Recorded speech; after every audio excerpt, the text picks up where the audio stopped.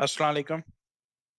इस वीडियो में मैं आपको ये बताऊंगा कि अगर किसी भी एम्प्लॉय की सैलरी के किसी भी हेड में चेंज आई है तो उसको हमने सिस्टम पे कैसे अपडेट करना है।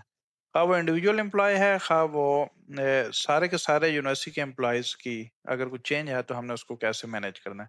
तो सबसे पहले आप अपना डेजिग्नेटेड यूआरएल पे जाएं, यूजर नेम और पासवर्ड के साथ लॉगिन कर लें और लॉगिन करने के बाद आप ह्यूमन कैपिटल में जाएंगे। ह्यूमन कैपिटल में जाने के बाद आप एम्प्लॉय के पेरोल एरिया में जाएंगे। पेरोल में जाने के बाद आपके पास यहाँ पर ऑप्शंस आ रही हैं, अपडेट एम्प्लॉय एलिमेंट और दूसरी ऑप्शन है ऐड एम्प्लॉय एलिमेंट।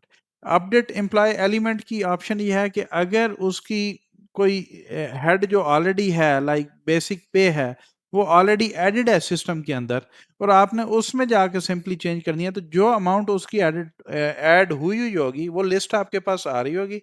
आपने सिंपली जाकर उस अमाउंट को जाके चेंज कर देना है और आप उसको अपडेट कर देंगे। तो वो जो उसका पर्टिकुलर उसके जो हेड है उसमें ये अपडेट हो जाएगी।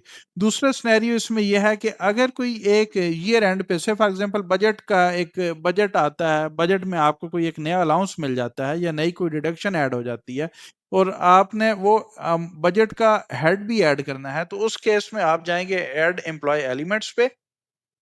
ऐड एम्प्लॉय एलिमेंट्स में जाके आप ओपन करेंगे और आपने जो पे कोड नया ऐड हुआ है, लाइक अलाउंसेस की हम बात करते हैं, तो अलाउंसेस जो है से फॉर एग्जांपल हम कहते हैं कि कन्वेंस अलाउंस हुआ है या एडहॉक अलाउंस, हम एडहॉक का वो देखते हैं कि एडहॉक अलाउंस हमारे पास कोई नया 35% एडहॉक अलाउंस लर्निंग बेसिक पे का ये ऐड हुआ है। तो ये हमें दो ऑप्शंस देता है जब हम उसको चूज करते हैं।